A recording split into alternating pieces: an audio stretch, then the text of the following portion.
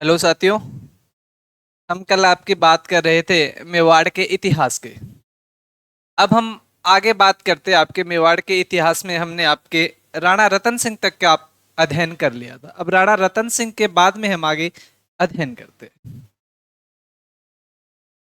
बात करूं मैं आपकी राणा रतन सिंह के आगे, तो रतन सिंह के बाद में जो आपके मेवाड़ का अगला शासक बना था वो था आपका हमीर। और इसको आप कहोगे राणा हमीर। राणा हमीर। अब आप एक चीज देखोगे कि अब जो आप हमीर शासक बना है, हमीर के आगे आपने एक नाम लगाया है राणा। ये मैंने आपके पहले भी बात की थी कि राणा एक उपाधि है और एक आपकी रावल उपाधि थी। जो आपका छेम सिंह था वो प्रथम रावल आपका शासक बना था और अंतिम आपका रतन सिंह था। और हमने बात की कि आपका जो राहप थे, राहप ने आपके प्रथम राणा की उपाधि धारण की थी। मैं आपको थोड़ा सा बता देता हूं हमीर कौन है। देखो, हमने आपकी बात की थी सबसे पहले गुहिल की।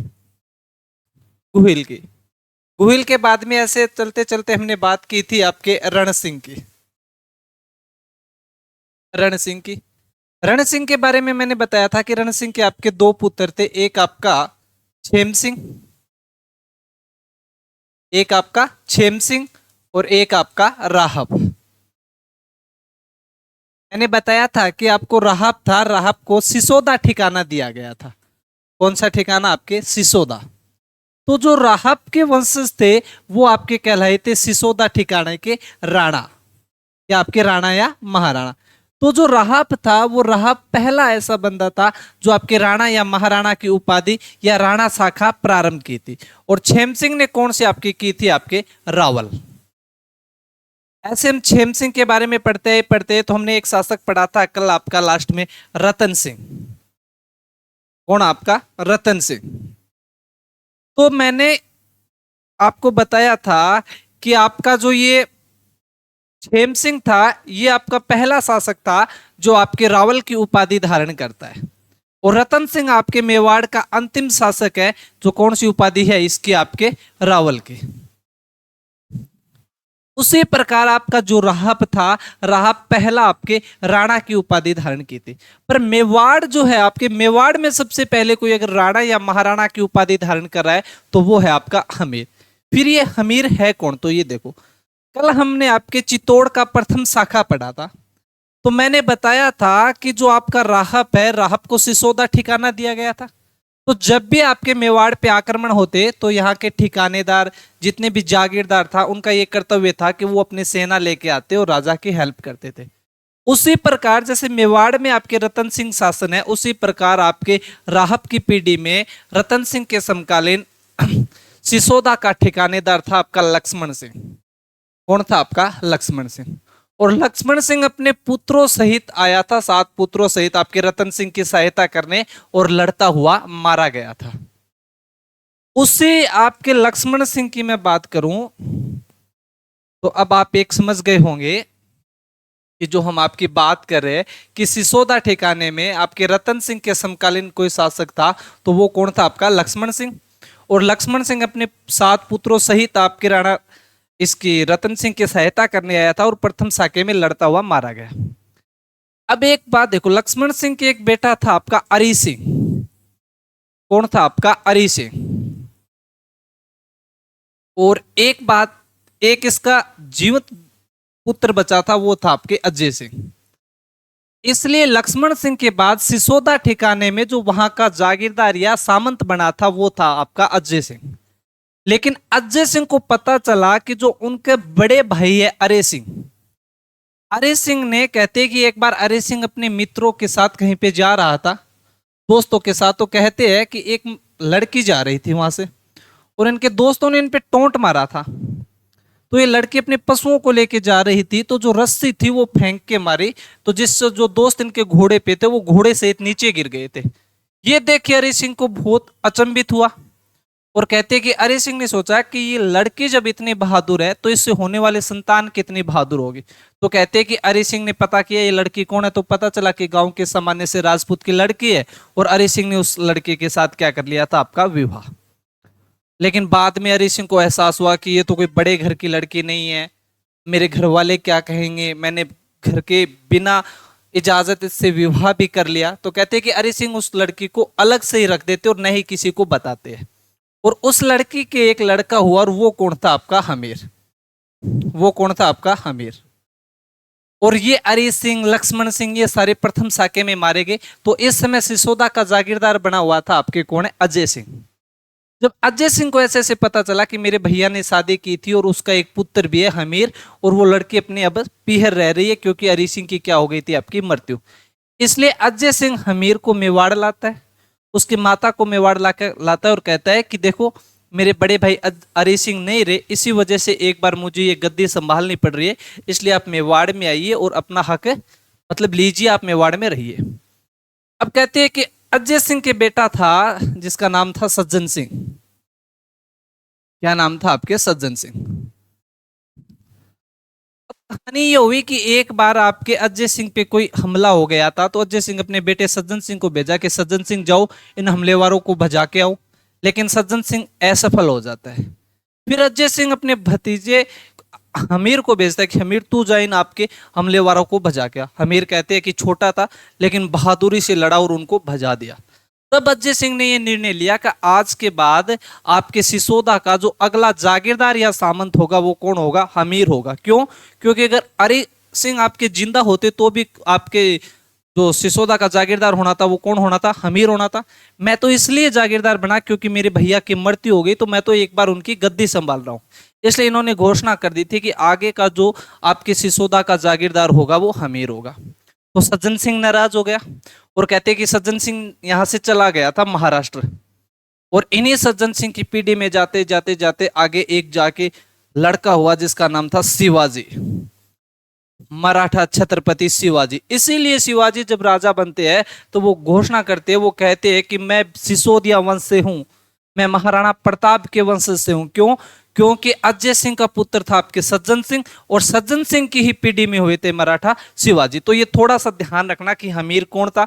कि रतन सिंह के समकालीन लक्ष्मण सिंह था, लक्ष्मण सिंह का बेटा हरि सिंह था, और हरि सिंह का बेटा था कौन? आपका हमीर। अब बात करते हैं, आपको समझ में आ गया होगा कि हमीर कौन था। हमीर आपका कौन है? तो अब हम पर्टिकुलर बात करते हैं हमीर के बारे में कि हमीर का मेवाड़ में क्या योगदान है आपका। हमीर का मेवाड़ में क्या योगदान है? देखो, पहले तो इसका शासनकाल आपके 1326 से लेके 1364 तक। कहते हैं कि हमीर आपका सिसोदा में जब जागीरदार या ठिकानेदार था, और इधर आपका जो मेवाड़ है, तो मैंने बताया था मेवाड़ आपके मालदेव सोनगरा को दिया हुआ था, खिलजी का मालदेव सोनगरा, जिसे मुंछाला मालदेव कहते हैं। कहते हैं कि 1320 ईस्वी में आपकी खिलजी डायनेस्टी खत्म हो जाती है, और खिलजी डायनेस्टी के बाद वहां पे तुगलक डायनेस्टी आ जाती है, और तुगलक डायनेस्टी आने के बाद मालदेव सोनगरा को वहां से सपोर्ट मिलना क्या हो जाती है? आपका बंद हो जाता है। तब आपको हमीर को लगा कि अब मौका है, मैं मेवाड़ पर क्या कर सकता हूं? आक्रमण।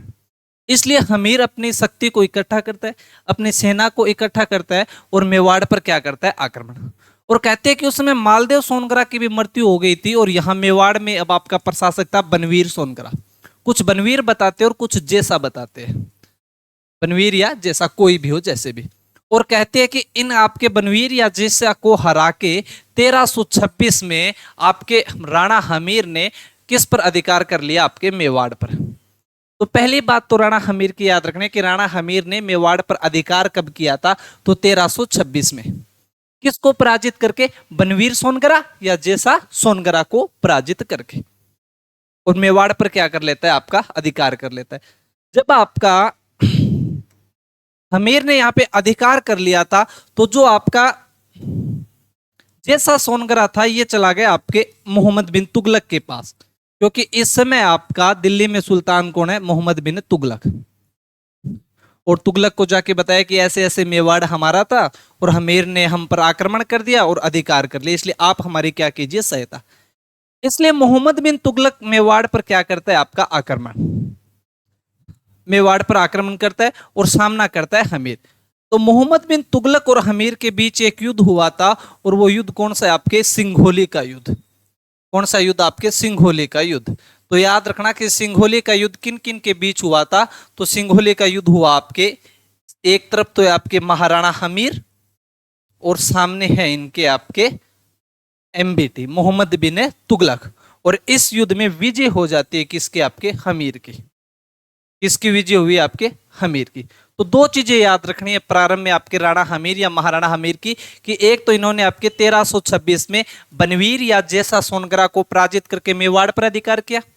दूसरा, जब आपके बनवीर सोनगरा या जैसा सोनगरा की जब सहायता मोहम्मद बिन तुगलक ने की, तो मोहम्मद बिन तुगलक को कौन से युद्ध में आपका पराजित किया?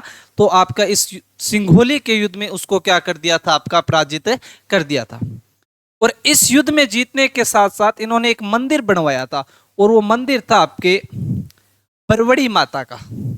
किस माता का मंदिर? आपके बरवड़ी माता का। जिसी बरवड़ी माता का एक अन्य नाम भी है, याद रखना, अन्नपूर्णा माता। अन्नपूर्णा माता। तो बरवड़ी माता या अन्नपूर्णा माता का मंदिर किसने बनवाया था? तो राणा हमीर ने बनवाया था। और जो आपकी ये बरबड़ी माता या अन्नपूर्णा माता है, ये मेवाड़ की क्या है साहब? है तो ये इष्ट देवी है। तो मेवाड़ की इष्ट देवी कौन है? आपकी बरबड़ी माता या अन्नपूर्णा माता।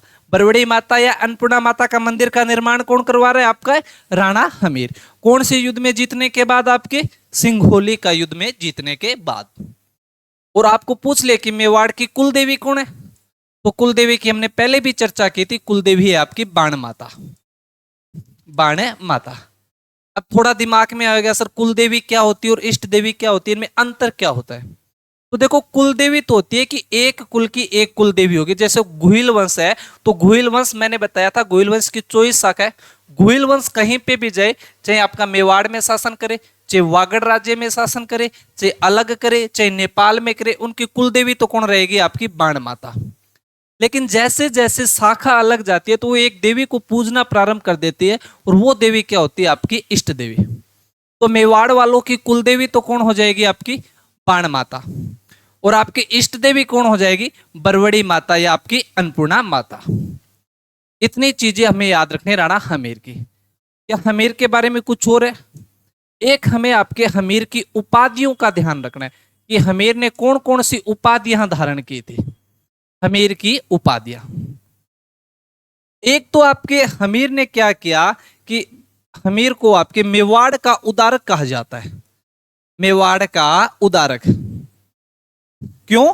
क्योंकि मेवाड़ का उदारक किस लिए कहा जाता है? क्योंकि खिलजी के अधिकार में आ गया था 1303 में, और खिलजी के बाद अगर मेवाड़ पे कोई घुइल वंश वाला कोई शासन कर रहा है, तो वो हमीर है, और 1326 में वापस प्राप्त किया।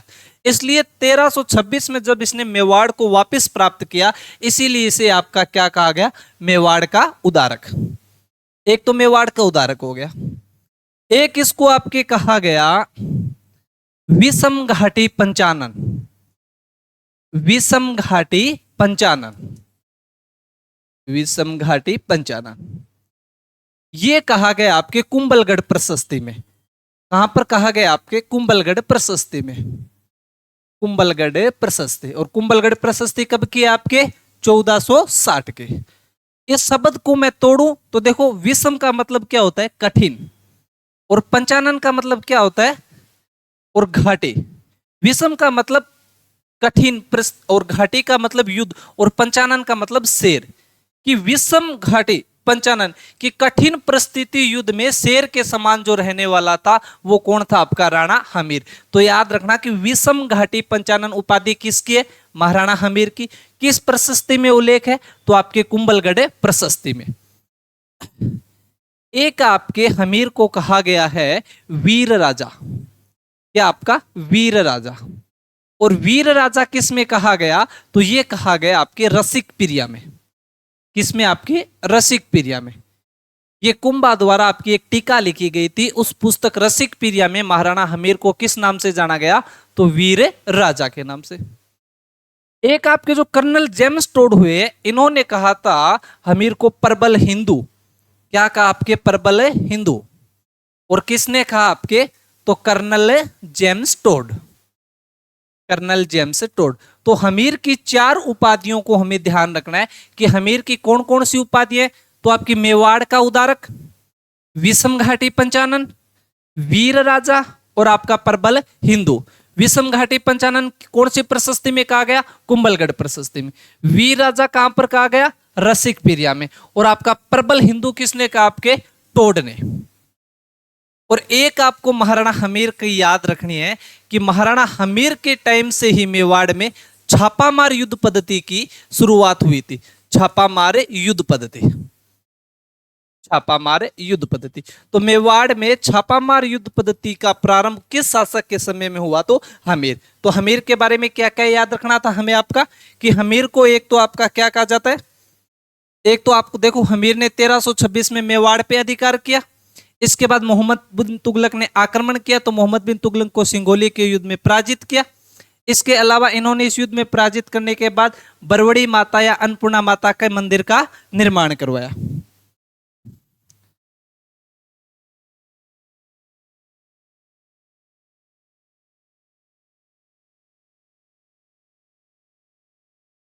और आपके इसकी उपाधियां कौन कौन सी है? तो मेवाड़ का उदारक, विषम घाटी पंचानन, वीर राजा और प्रबल हिंदू। और मेवाड़ में छापामार युद्ध पद्धति का भी आरंभ किस शासक के समय में हुआ? तो महाराणा हमीर के बारे में। और महाराणा हमीर कौन है? तो आपके ये सिसोदा गांव से आए थे, सिसोदा ठिकाने से आए थे। इसलिए या तो आज अब इस हमीर के बाद में राणा या महाराणा कहा जाएगा इन्हें, या फिर याद रखना जब ये आपके सिसोदा से आए थे तो इनको क्या कहा जाता था? आपके सिसोदिया। तो आपके महाराणा हमीर के बाद के जितने भी शासक होंगे उनके आगे आपको या तो सिसोदिया मिलेगा या महाराणा मिलेगा या राणा मिलेगा, क्योंकि राणा और महाराणा तो इनकी उपाधियां हैं। और सिसोदिया, ये सिसोदा ठिकाने से आए थे इसलिए इन्हें क्या कहा जाने लगा? आपके सिसोदिया। अब आगे बात करते हैं आपके।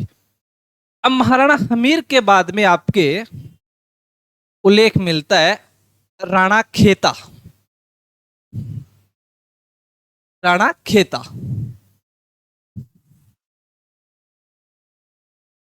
राणा खेता। खेता के बारे में आपको इतना ध्यान रखना है कि एक तो इनके समय में आपके मेवाड़ और मालवा संघर्ष प्रारंभ हुआ था। मेवाड़ और मालवा सर्वप्रथम संघर्ष प्रारंभ किस शासक के समय में हुआ था? खेता। क्योंकि इन्होंने मालवा के दिलावर खां गोरी को पराजित कर दिया था। दिलावर खां गोरी को क्या कर दिया था? आपका पराजित कर दिया था।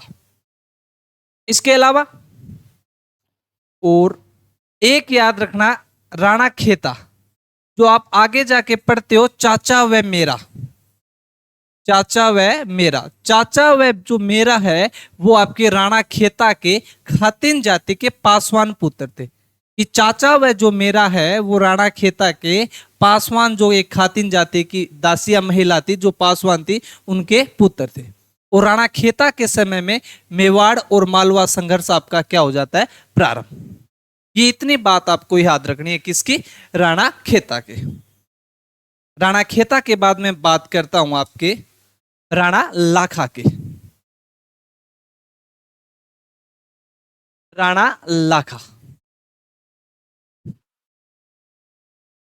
राणा लाखा। अब लाखा जी के बारे में आपको क्या क्या पढ़ना है? पहली बात तो ये कंफर्म होनी चाहिए। एक मिनट रुको बच्चों, एक मिनट आप रुको, चालू रखो।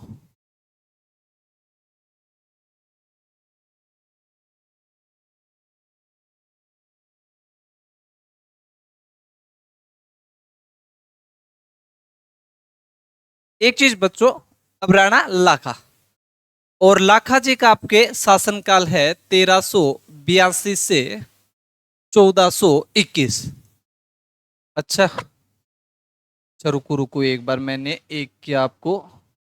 और खेता का टाइम है आपके 1364 से 1382। और मैंने हमीर का टाइम का लिखा दिया था क्या? और हमने हमीर की, ये सॉरी, ये आपका 1326 से 64 हमीर का हो ही गया।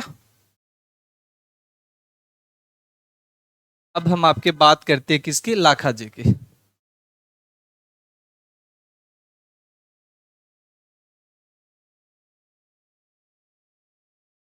राणा लाखा। राणा लाखा। राणा लाखा या इन्हें लक्सिंग भी कहा जाता है, 1382 से 1421। अब मैं बात करूं आपके राणा लाखा की कि लाखा के बारे में आपको क्या क्या पढ़ना है। तो सबसे पहले जब आप राणा या लाखा या लक्सिंग के बारे में बात करोगे तो सबसे पहले इनके समय में जो आपका एक क्षेत्र था जावर, कौन सा आपका जावर, जावर से आपके सीसा जस्ता, सीसा जस्ता व चांदी की खदानें प्राप्त हुए, सीसा जस्ता व चांदी की खदानें प्राप्त हुए। तो सीधा सा सवाल आता है कि मेवाड़ के किस महाराणा के समय में सीसा जस्ता या चांदी की खदानें प्राप्त हुई, तो वो शासक कौन हो जाएगा, लाखा। अब जब आपके सीसा जस्ता चांदी की खदानें मिलेगी तो आपके आय के सोर्स बढ़ेंगे, आय के सोर्स बढ़ेंगे तो लाखा जी का जो शासनकाल है, जो दुर्ग है, उनके आय के सोर्स बढ़े तो उनकी मरम्मत करवा सकते हैं। मरम्मत करवाने का मतलब सीधा सा, जब आय या आय के सोर्स बढ़ जाते हैं तो वो राजा आपका ज्यादा शक्तिशाली हो जाता है। तो एक तो हमें ये ध्यान रखना है कि किसके शासनकाल में जावर में सीसा जस्ता व चांदी की खदानें मिली, तो राणा लाखा। और आपको राणा लाखा के शासनकाल में एक कई बार पूछ लिया जाता है, इनके दरबारी विद्वान कौन थे, इनके दरबारी विद्वान, इनके दरबारी विद्वानों की बात आती है तो दो व्यक्ति, एक तो याद रखना धनेश्वर भट्ट, धनेश्वर भट्ट और एक झोटिंग भट्ट। कि धनेश्वर भट्ट व झोटिंग भट्ट किसके दरबारी कवि थे या किसके दरबारी विद्वान थे, तो किसके हो जाएंगे, आपके महाराणा लाखा। और भाई लाखा के काल की बात, एक राणा लाखा के शासनकाल में पिछोला झील बनाई गई। कौन सी झील, आपकी पिछोला झील।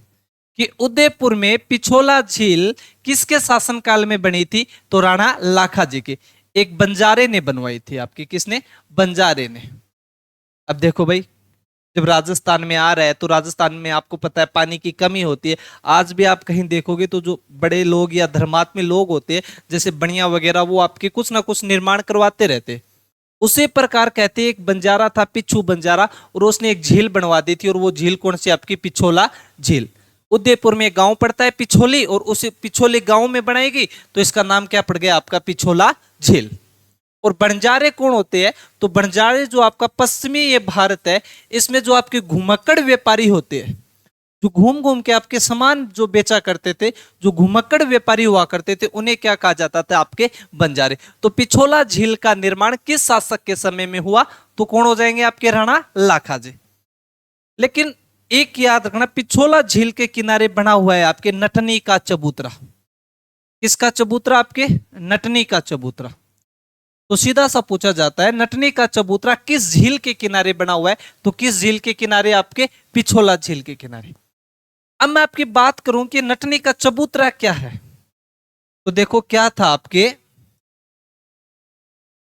राणा लाखा जी के शासनकाल में लाखा जी एक बार दरबार में बैठे थे सुबह सुबह, और उनके पास एक नट आया, और नट आके कहा कि जो मेरी नटनी है वो खेल बहुत अच्छा दिखाती है। तो लाखा जी ने कहा, इसमें क्या बड़ी बात है, सभी नटनी अच्छा खेल दिखाती है। बोले नहीं, हमारे वाली जो नटनी है वो सबसे अच्छा खेल दिखाती है, और वो एक काम कर सकती है, जो ये आपकी पिछोला झील है इसको चलकर पार कर सकती है।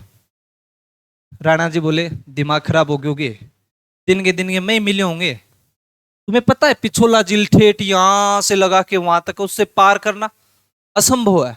पर उस नट ने कहा कि नहीं, मेरी नटनी पार कर सकती है, अगर पार कर दिया तो आप क्या दोगे। तो पता नहीं उस दिन आपके राणा जी क्या खा के आए थे, और उन्होंने घोषणा कर दी कि अगर तुम्हारी नटनी पिछोला झील को पार कर देगी तो मैं उनको मेवाड़ का आधा राज्य दे दूंगा, मेवाड़ का आधा राज्य तुम्हें दे दूंगा। और ये घोषणा हो गई तो पूरे मेवाड़ में फैल गई कि कल आपकी जो नटनी है वो पिछोला को पार करके दिखाएगी, और वो पार कर देगी तो लाखा जी उसे आपके आधा मेवाड़ का राज्य दे देंगे। जब इतना बड़ा इनाम था तो जनता इकट्ठी होनी चाहिए। अगले दिन सारी की सारी जनता पिछोला झील के किनारे इकट्ठी हो गई। अब जैसे ही नटनी ने यहां से चलना प्रारंभ किया, अब पता है पिछोला झील के इस कॉर्नर से उस कॉर्नर पे एक रस्सी बांधी गई, और जैसे ही आपकी जो नटनी थी इस पे चलना प्रारंभ किया, थोड़ी आगे जा रही थी, थोड़ी आगे जा रही थी, लोग को रहे थे बस थोड़ा सा और रहा है, थोड़ा सा और रहा है, ऐसे बातें हो रही थी। सभी राजी, इधर जो आपके लाखा जी बैठे थे, लाखा के दरबारी सेनापति सब बैठे थे, वो भी कह रहे थे बस थोड़ा सा रहा है, बस थोड़ा सा रहा है। बस चुपचाप एकदम शांत बैठे थे। कौन? आपके लाखा जी। लाखा जी ने देखा मेरे पास वाले भी, क्या तुम किस बात के लिए खुश हो रहे हो? अगर ये पार कर गई, मैं इसे आधा मेवाड़ का राज्य दूंगा तो नौकरी तुम्हारी भी जाएगी, क्योंकि मेरे पास आधा मेवाड़ बचेगा, और आधा मेवाड़ बचेगा तो मुझे आधी सेना की जरूरत होगी, और आधी सेना की जरूरत होगी तो तुम्हारी भी नौकरी जाएगी। तो क्या किया जाए? तो कहा कि कैसे भी इस नटनी का जो ये पूरा खेल था, ये भाई आपके फोक्स पे होता था, क्योंकि रस्सी पे चला जा रहा है।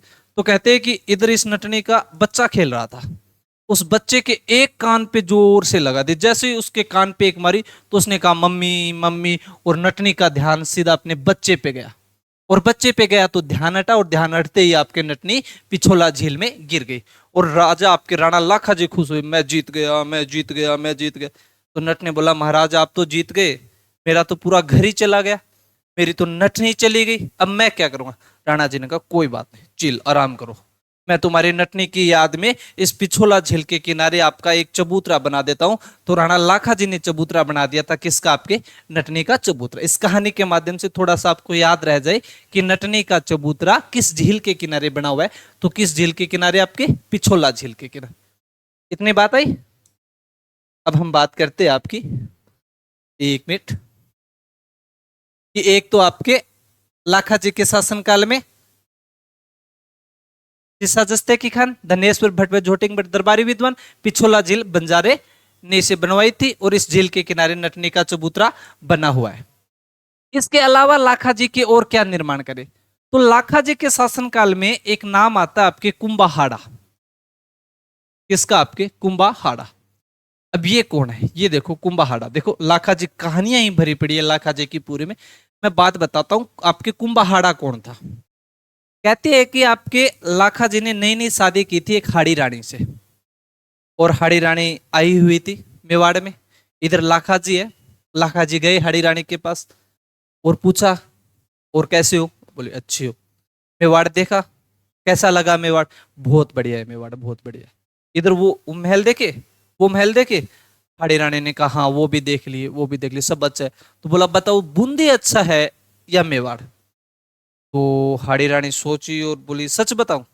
बोले हाँ, कि अच्छा तो बूंदी ही है। लाखा जी फिर देखे, अब तूने वो पद्मने वाले महल देखे, वो गोरा बादल वाले महल देखे? बोला हाँ देख लिया। तो फिर भी अच्छा कौन है? बोले अच्छा तो सच में बूंदी है। राणा लाखा जी बोले फिर बता दो, फिर से तुमसे पूछ रहा हूँ कि मेवाड़ अच्छा है या बूंदी अच्छा है।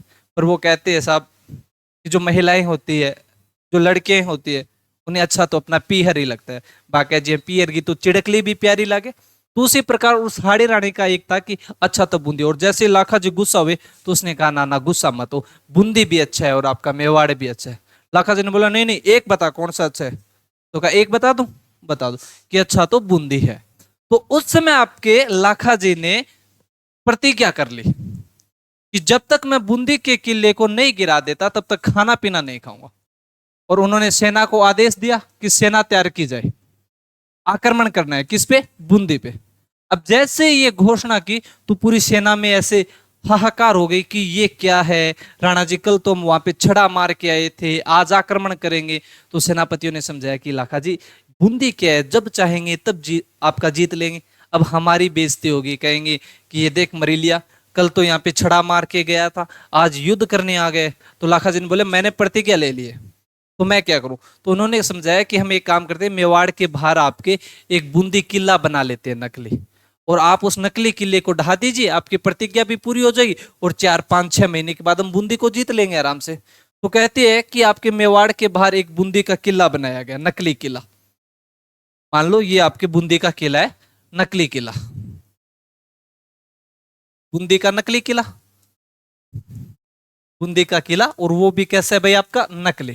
अब कहते हैं कि जैसे युद्ध में जाते थे राणा जी, वैसे आपकी सारी की सारी सेना तैयार की गई, घोषणा की गई कि महाराणा लाखा जी आपके बूंदी के दुर्ग पे आक्रमण करने जा रहे। इधर आपके घोड़े हाथी से आपके राणा लाखा जी गए, और जैसे ही वहां पे पहुंचे और कहा कि आपके सैनिकों ने कि आप एक तीर चलाइए और ये बूंदी का किला ढह जाएगा। और जैसे ही राणा जी ने तीर चलाने की स्टार्टिंग की तो सामने से इस किले से तीर आया। राणा जी ने बोला कौन है रे, देखो जाके अंदर। तो देखा उसमें एक छोटा सा बच्चा 12-13 वर्ष का, और वो था आपका कौन, कुंभा हाड़ा। तो उसे पूछा तुम कौन रे, तो उसने बताया मैं कुंभा हाड़ा हूं। तो तू क्यों चला रहे तीर? उसने कहा कि मैं हाड़ा हूं, चाहे बूंदी का किला नकली हो चाहे असली, लेकिन मेरे जीते जी ये आपका जिंदा, ये आपका, आप इसे गिरा नहीं सकते। तो लाखा जी ने पूछा अरे क्या सिस्टम है, कौन है सामने से? तो बताया कि लाखा जी आप वाला साड़ा ही है ये। बोले इधर लाओ इसे, इसे पार्ले जी दो, एक एक टॉफी दो। लेकिन वो नहीं माना। फिर बोला उस हाड़ी रानी को बुला के लो।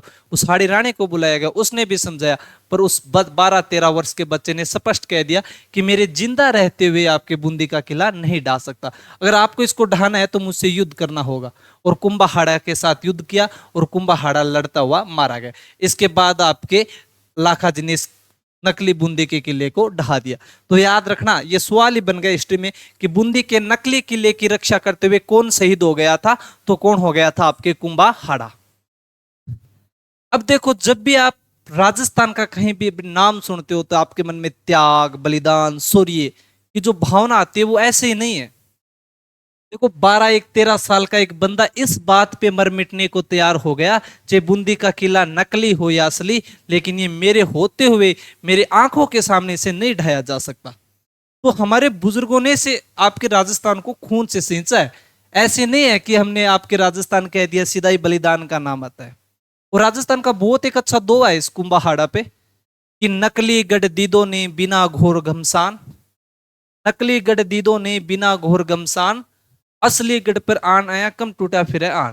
कि आपको एक, अगर जब तक एक एक हाड़ा जिंदा है तब तक आप इस किले को नहीं ले सकते। आप नकली किले को लेने के लिए युद्ध करना पड़ रहा है, तो असली बूंदी को लेने के लिए तो आपको कितने ही सर फुड़वाने पड़ेंगे, आपको युद्ध करना ही होगा। एक ये याद रखना कुंभा हाड़ा वाली बात। और एक आप राणा जी में बात है आपकी हंसाबाई। कौन सी? आपकी हंसाबाई। बात करते हैं हम आपके हंसाबाई की। देखो क्या था, मैं आपको बताता हूं। हंसाबाई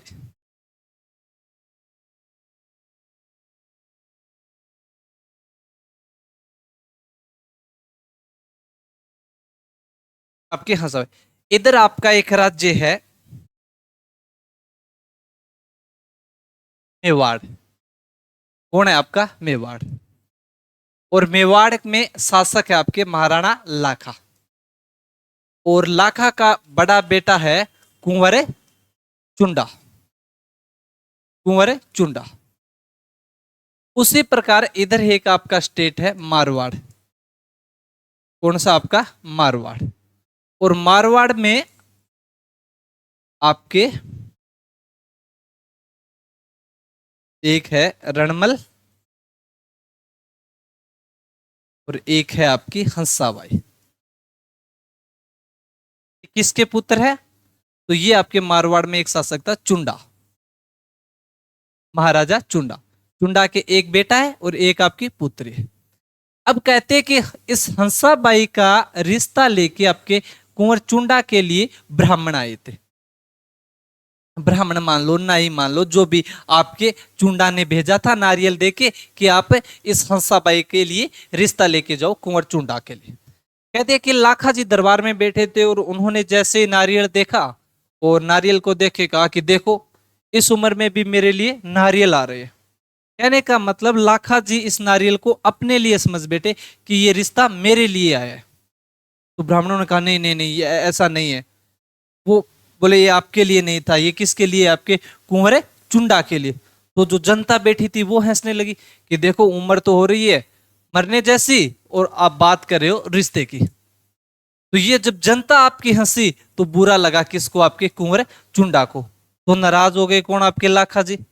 अब इनके समझ में आ रही थी अब बिना कहे सीधा चल जाए तो वहां पे जाके चुंडा इन्हें परेशान करे, इसलिए ये बाहर आए। बाहर आके बतलाए कि भाई क्या किया जाए, कैसे इस समस्याओं से बाहर निकला जाए। तो ये वापस लाखा जी के पास गए, और लाखा जी के पास जाके बोले कि आपका हंसाबाई के साथ विवाह कर दिया जाएगा, पर एक शर्त है कि जो हंसाबाई का पुत्र होगा वो मेवाड़ का अगला शासक बनेगा। तो लाखा जी ने कहा कि ये मेरे हाथ में नहीं है, क्योंकि मेरा बड़ा बेटा कौन है? कुंवर चुंडा। तो मेवाड़ का अगला शासक कौन बनेगा? कुंवर चुंडा ने। लेकिन जब कुंवर चुंडा ने ये सिचुएशन देखी तो उसने ये घोषणा कर दी कि मैं कभी भी मेवाड़ की गद्दी पर नहीं बैठूंगा, और जो लाखा और हंसाबाई से जो पुत्र होगा वही मेवाड़ का क्या बनेगा? आपका अगला शासक। इसीलिए कहते हैं कि कुंवर चुंडा को क्या कहा जाता है? आपके भीष्म पितामह। मेवाड़ का भीष्म पितामह किसे कहा जाता है? आपके कुंवर चुंडा को। क्यों? क्योंकि इन्होंने अपने पिता की शादी के लिए कभी भी राजगद्दी पे अधिकार न करने की क्या कर दी थी? आपकी घोषणा कर दी थी। इसलिए इनको क्या कहा जाता है? मेवाड़ का भीष्म पितामह। तो याद ही रखना, ये सवाल ही बन गया कि मेवाड़ का भीष्म पितामह किसे कहा जाता है? कुंवर चुंडा को। क्योंकि कभी आपके ऐसी घटना महाभारत काल में हुई थी, और अब ये घटना कहां पर हो रही है? आपके मेवाड़ में। जब आपके कुंवर चुंडा ने ऐसी प्रतिज्ञा की तो आपके महाराणा लाखा ने इनके लिए कुछ विशेष कार्य किए। विशेष कार्य किए। एक तो इन्हें आपके मेवाड़ में जो सबसे बड़ा ठिकाना था सलूम्बर, वो सलूम्बर किन्हें दे दिया गया? आपके चुंडा को, कि आज के बाद सलूम्बर किसका होगा? आपके चुंडा को। एक कहा गया कि जो मेवाड़ की हरावल सेना है, हरावल सेना है, हरावल सेना में जो सेनापति होगा वो कौन होंगे? आपके सलूम्बर वाले। कौन होंगे? आपके सलूम्बर वाले। इसके अलावा चुंडा को कहा गया कि जब आपका महाराजा राजधानी में नहीं होगा तो राजधानी का जो आपका कार्यभार संभालेंगे वो कौन संभालेंगे? आपके सलूम्बर वाले। और सलूम्बर वाले कौन होंगे? आपके तो कुंवर चुंडा के वंशज। इसके अलावा कि जितने भी मेवाड़ के राजपत्र होंगे, राजपत्र पे जहां जहां राजा के सिग्नेचर होते, हस्ताक्षर होते, उनके साथ साथ सिग्नेचर होंगे किसके? आपके सलूम्बर वालों के। किनके होंगे? आपके सलूम्बर वालों। और सलूम्बर किसे दिया गया? आपके चुंडा को। इसीलिए चुंडा के वंशज आगे जाके क्या कहलाए? आपके चुंडावत। क्या कहलाए? आपके चुंडावत। एक तो इनको सबसे बड़ा ठिकाना सलूम्बर दे दिया। हरावल सेना का सेनापति हमेशा कौन होंगे? आपके सलूम्बर वाले। राजधानी में जब राजा नहीं होगा तो कार्यभार कौन संभालेगा? आपके सलूम्बर का सामंत। इसके अलावा राजपत्र पे जितने भी हस्ताक्षर होंगे, जहां जहां पे राजा हस्ताक्षर करता है वहां वहां पे साथ में हस्ताक्षर होंगे किनके? आपके सलूम्बर वालों के। इसके साथ मैंने बताया था आपके मेवाड़ में 16 श्रेणी के ये ठिकाने थे, उनमें से 4 इनके आपके चुंडा को दिया गया। एक तो सलूम्बर, एक तो कौन सा दे दिया गया? आपके सलूम्बर। एक दे दिया गया आपके आमेठ, और एक दिया गया आपका बेंगू, और एक दे दिया गया आपके सलूम्बर, आमेर, बेंगू और देवगढ़। तो ये 4 ठिकाने थे, ये चुंडा को दे दिए गए। तो आगे जाके इन पे चुंडा के वंशजों का अधिकार हुआ था। जब आपके कुंवर चुंडा ने विशेष प्रतिज्ञा की थी, जिसलिए से आपके मेवाड़ का भीष्म पितामह कहा गया था, तो आपके लाखा ने इनके लिए विशेष कार्य भी किए थे। एक तो आपके सलूम्बर दे दिया इनको। हरावल सेना वाला सेनापति हमेशा कौन होंगे? तो चुंडावत होंगे। राजधानी में राजा नहीं होगा तो जो सलूम्बर का सामंत होगा वो संभालेगा। राजपत्र पे राजा के साथ साथ सलूम्बर वालों के भी हस्ताक्षर होंगे। इसके साथ साथ इन्हें मेवाड़ में 16 जो ए श्रेणी के ठिकाने थे उसमें से 4 ठिकाने दिए गए, सलूम्बर, अमेठ, बेंगू और आपका देवगढ़। अब कहते हैं कि कुछ समय बाद में लाखा जी की मृत्यु हुई। लाखा जी की मृत्यु हुई तो आपके लाखा और हंसाबाई से एक पुत्र हुआ था। कौन? आपका मोकल। कौन हुआ? आपका मोकल। इसलिए लाखा जी की मृत्यु के बाद मेवाड़ का अगला शासक कौन बना? आपका मोकल। तो अब देखते हैं हम आपके मोकल को, कि महाराणा मोकल। महाराणा मोकल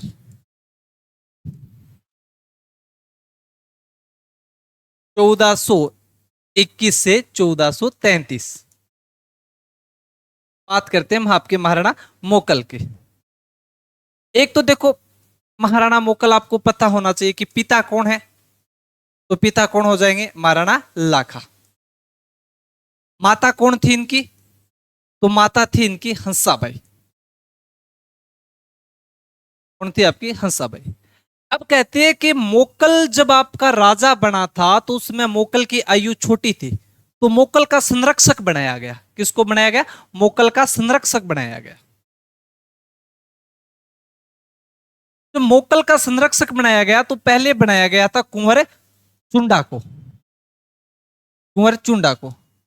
लेकिन कहते हैं कि जो आपकी हंसाबाई थी ये कुंवर चुंडा पे शक की नजरें रखती थी कि क्या पता लाखा जी के समय आपके चुंडा ने प्रतिज्ञा की थी कि मैं कभी भी गद्दी के लिए अधिकार नहीं जताऊंगा कि ये गद्दी मेरी है, लेकिन लाखा जी मर गए। राजतंत्र है, राजतंत्र में एक को मार के दूसरा हमेशा आगे बढ़ता था, तो कहीं चुंडा हत्या न कर दे किसके, आपके मोकल की। वो हमेशा से जब आपके मोकल को शक की नजर से देखती थी तो आपका चुंडा परेशान हो गया और मेवाड़ छोड़ के मालवा चला गया। कहां पे चला गया, आपके मालवा। इसलिए पहले संरक्षक आपका ये कुंवर चुंडा था, तो अब संरक्षण किसी और को बनाना है, इसलिए हंसाबाई ने मारवाड़ से अपने भाई रणमल राठौड़ को बुलाया। किसको, आपके रणमल राठौड़ को।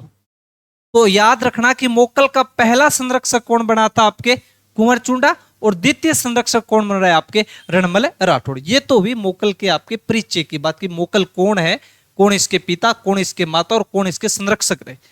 अब बात करते हैं कि मोकल ने कार्य क्या क्या किए। तो अगर मैं मोकल के कार्यों की बात करूं तो एक तो जो आप एकलिंग जी मंदिर है, कौन सा मंदिर आपका, एकलिंग जी मंदिर, जो आपके बप्पा रावल ने बनाया था, जो कैलाशपुरी में बना हुआ है। तो जो एकलिंग जी का मंदिर था, एकलिंग जी के मंदिर के परकोटे का निर्माण करवाया।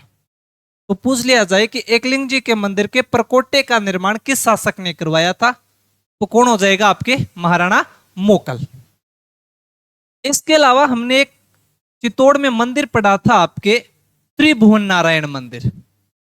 त्रिभुवन नारायण मंदिर याद आ रहा है, त्रिभुवन नारायण मंदिर। मैंने जब पढ़ाया था तब बताया था कि मेवाड़ में जब शक्ति सिंह का अधिकार होता है तो उन पे परमारों का आक्रमण होता है। आपके मुंज परमार ने आक्रमण किया था, और मुंज परमार का एक वंशज था आपके भोज परमार, और भोज परमार ने चित्तौड़ में एक मंदिर बनाया था, और वो कौन सा था, आपके त्रिभुवन नारायण मंदिर। और मोकल ने क्या किया, इस मंदिर का पुनः निर्माण करवाया। जब पुनः निर्माण करवाया तो इसे आगे जाके इस मंदिर को मोकल मंदिर क्या कहा जाने लगा, मोकल मंदिर या फिर समाधीश्वर। समाधीश्वर, मोकल का समाधीश्वर या मोकल का मंदिर का पुनर्निर्माण करवाया। तो आपके महाराणा मोकल ने दो मंदिर, देखो, एक तो एकलिंग जी के मंदिर का प्रकोटे का निर्माण करवाया, एक आपके मोकल मंदिर या समाधेश्वर मंदिर या त्रिभुवन नारायण मंदिर का क्या करवाया, आपका पुनर्निर्माण करवाया। एक आपके चित्तौड़ में द्वारिकानाथ मंदिर बनवाया, भगवान विष्णु का द्वारिकानाथ मंदिर का क्या करवाया था, आपके निर्माण। तो ये तो मंदिरों के बारे में ध्यान रखना। अब आगे कहानी क्या हुई, मोकल के समय में 1453 ईस्वी में गुजरात का एक शासक था, आपके अहमद शाह। कौन था आपका, अहमद शाह। और अहमद शाह का क्या होता है, गुजरात पे आक्रमण होता है। तो अहमद शाह से मुकाबला करने के लिए आपका मोकल जाता है सामना। एक जगह का नाम है जिलवाड़ा। कौन सी, आपकी जिलवाड़ा। कहते हैं कि मोकल के साथ उसकी रानी कमलावती भी थी, कुंभा भी था, और जिलवाड़ा नामक स्थान पे उन्होंने रात को कैंप लगाया कि रात को यहीं पे ठहरेंगे और आगे सुबह युद्ध करेंगे। तो कहते हैं कि जिलवाड़ा नामक स्थान पे आपके जो मैंने आपको बताए थे चाचा और मेरा और एक आपका महपा पंवार, इन लोगों ने मिलकर हत्या कर दी थी किसके, आपके मोकल की। कि जिलवाड़ा नामक स्थान पे जब महाराणा मोकल अहमद शाह से युद्ध करने जा रहा था, रात को रुका हुआ था, तो चाचा मेरा व महपा पंवार ने मिलके हत्या कर दी किसके, आपके मोकल की। और कहते हैं कि वो कुंभा को भी मारना चाहते थे, लेकिन जो मोकल के समर्थक थे वो कैसे भी कुंभा को बचा के आपके हंसाबाई के पास भेज दिया था। अब कहते हैं जब आपके मोकल की हत्या हो गई, इसके बाद चाचा मेरा और महपा पंवार वहां से आगे पहाड़ियों की तरफ भाग निकले। अब अगले दिन सुबह जो कुंभा की महारानी थी कमलावती, कौन, आपकी कमलावती, और कमलावती ने अहमद शाह से युद्ध किया और अहमद शाह को युद्ध में क्या किया था, आपके पराजित किया था और वापस लौटने पर मजबूर कर दिया था। तो एक थोड़ी सी ये भी याद रखना कि कुंभा की आपके मोकल की हत्या कैसे हुई थी। तो अहमद शाह से युद्ध लड़ने जा रहे थे और जिलवाड़ा नामक जो स्थान है वहां पे कैंप लगा रखा था, रात को रहने का वहीं पे प्लान था। लेकिन चाचा मेरा और महपा पंवार ने मिलकर इनकी क्या कर दी थी, आपकी हत्या कर दी थी। ये सारी जानकारी है किसकी, आपके मोकल की। और मोकल के समय में एक अभिलेख मिला है, उसकी भी थोड़ी सी हम चर्चा कर लेते। एक अभिलेख है आपके श्रृंगी ऋषि का अभिलेख। श्रृंगी ऋषि का अभिलेख ये आपके 1428 ईस्वी का है। कब का, आपके 1428 ईस्वी का। इसमें क्या क्या जानकारी है आपकी, एक तो याद रखना इसमें आपके हमीर से लेकर और आपके मोकल तक की जानकारी मिलती है। हमीर से लेके मोकल तक इसमें क्या है, आपकी जानकारी है। इसके अलावा इसमें लिखा गया कि जो आपके लाखा जी थे, लाखा जी ने आपके गया, काशी और आपके प्रयाग, इनमें जो आपका कर लगता था, जो वो कर जाने पे वो क्या करवा दिया था, आपका माफ करवा दिया था। और श्रृंगी ऋषि के अभिलेख में हमें जानकारी मिलती है कि मोकल ने, एक नागौर का शासक था आपके फिरोज शाह, एक तो नागौर के फिरोज शाह और एक आपके गुजरात का वो अहमद शाह, इन दोनों को क्या कर दिया, पराजित। अहमद शाह को पराजित जरूर आपके कमलावती ने किया, पर इन्हीं के समय में लिखा गया कि इन्होंने फिरोज शाह और अहमद शाह को क्या कर दिया था, पराजित। और एक और हमें जानकारी मिलती है कि इनके मोकल की एक रानी थी गोराम्बिका, गोराम्बिका, और गोराम्बिका की याद में बावड़ी का निर्माण करवाया गया। तो ये जो सारी हमें जानकारी ये कौन से अभिलेख से मिल रही है, आपके श्रृंगी ऋषि के अभिलेख से। और श्रृंगी ऋषि का अभिलेख कब का है, आपके 1428 ईस्वी का। 1428 ईस्वी का अभिलेख है कि एक तो इसमें हमीर से लेके मोकल तक की जानकारी मिल रही है। इसमें बताया गया कि लाखा जी ने आपके गया, काशी, प्रयाग में जाने पे जो टैक्स लगता था, उस टैक्स को क्या करवा दिया था, आपका माफ। नागौर के फिरोज शाह व गुजरात के अहमद शाह को क्या कर दिया था, पराजित। और अपने रानी गोराम्बिका की याद में किसका निर्माण करवाया, आपके बावड़े का निर्माण करवाया। और एक बात और याद रखना आप, जो मोकल थे, मोकल का एक भाई था बाघ सिंह, और बाघ सिंह की याद में इन्होंने आपके बागेला तालाब का भी निर्माण करवाया था। कौन से तालाब का, आपके बागेला तालाब का निर्माण करवाया। तो ये सारी जानकारी है किसके, आपके महाराणा मोकल की। क्या क्या जानकारी थी आपकी, महाराणा मोकल, पिता कौन है आपके, लाखा, माता हंसाबाई, पहला संरक्षक कौन बना, आपके कुंवर चूड़ा आपका, लेकिन बाद में वो कहां पर चले गए, आपके मालवा में। इसके बाद हंसाबाई ने आपका संरक्षक किसको बनाया, रणमल राठौड़ को। बाद में हमने कुछ निर्माण कार्य देखे कि एक तो जो एकलिंग जी का मंदिर है उसके प्रकोटे का निर्माण करवाया, एक आपका जो त्रिभुवन नारायण मंदिर बना हुआ है उसका पुनः निर्माण करवाया, इसलिए इसे आगे जाके आपका मोकल मंदिर या मोकल का समाधीश्वर कहा गया। इसके अलावा चित्तौड़गढ़ में आपके द्वारिकानाथ मंदिर का निर्माण करवाया। और 1453 में गुजरात पे जो अहमद शाह था, गुजरात का, उसने आक्रमण किया, इसलिए युद्ध करने गए। जिलवाड़ा नामक स्थान पे कैंप लगा रखा था, लेकिन चाचा मेरा व महपा पंवार ने मिलकर मोकल की क्या कर दी थी, आपकी हत्या कर दी थी। कुंभा भी साथ में था, पर कुंभा को कैसे भी बचा के हंसाबाई के पास भेजा। आपके मोकल की पत्नी कमलावती ने अहमद शाह से अगले दिन युद्ध किया, और युद्ध में आपके अहमद शाह को क्या किया था, आपका पराजित किया था।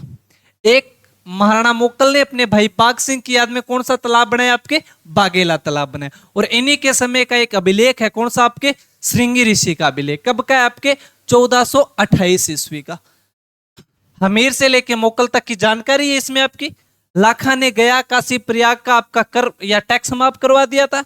नागौर के फिरोज शाह और गुजरात के अहमद शाह को क्या कर दिया, पराजित किया। और अपनी रानी गोराम्बिका की याद में किसका निर्माण करवाया, आपके बावड़ी का निर्माण करवाया। और हम पढ़ेंगे बच्चों कल, ठीक है। धन्यवाद।